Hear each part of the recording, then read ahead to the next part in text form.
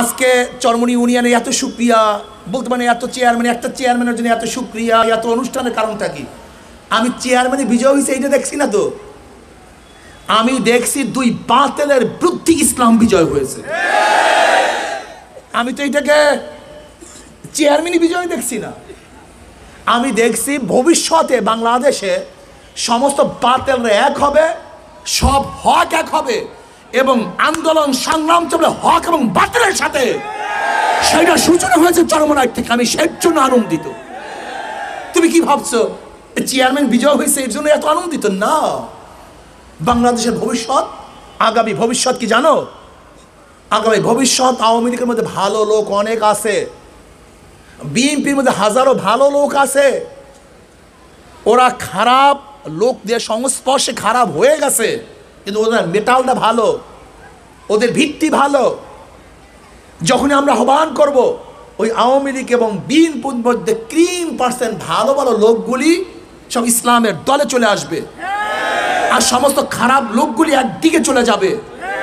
তখন আন্দোলন হবে, সংগ্রাম হবে, ভালো এবং মন্দ, হক বাতিল, ইসলাম নন ইসলাম, সেই যুদ্ধের মধ্যে ইনশাআল্লাহ ইসলাম জিতবে, বাতিল ধ্বংস হয়ে যাবে ইনশাআল্লাহ।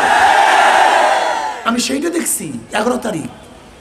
তুমি ভাবছো ইউপি নির্বাচনী বিজয় হওয়ার মধ্যে এত কি আছে? আমি ইউপি নির্বাচন দেখি নাই, আমি বাংলাদেশের ভবিষ্যৎ দেখছি।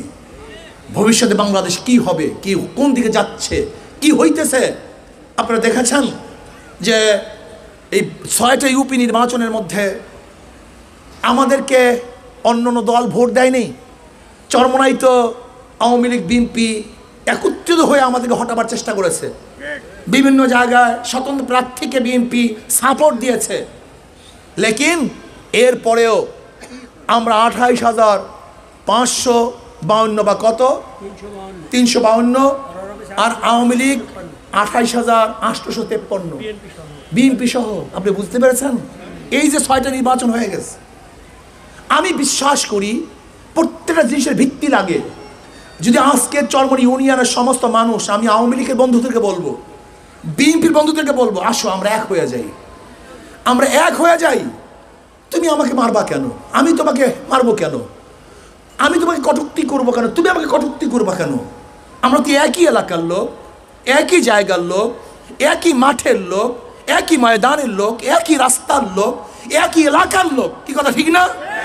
আমরা কেউ কারোর শত্রু নই, আমরা প্রত্যেকে আপন। আসো আজকে চরমনাই থেকে একটা বিপ্লবের সূচনা করি, আজকে চরমনাই থেকে ইসলাম বিজয়ের সূচনা করি।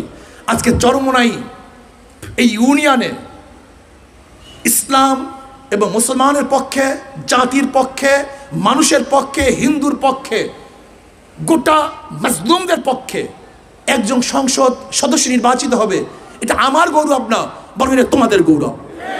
কেন চরমনাই সৃষ্টি হওয়ার পর থেকে, এই দুনিয়া সৃষ্টি হওয়ার পর থেকে, চরমনাই সৃষ্টি হওয়ার পর থেকে আজ পর্যন্ত চরমনি ইউনিয়ন থেকে কোনো এমপি হয় নাই, কোনো এমপি হয় নাই। যদি তোমরা ইচ্ছা করো যে না, আমরা বিভিন্ন জায়গায় জীবনভর ভোট দিয়েছি, বিভিন্ন দল করেছি, এবার দল মত সব ভুলে গিয়ে আমাদের মাটির থেকে একজন এমপি সংসদে পাঠাবই ইনশাআল্লাহ।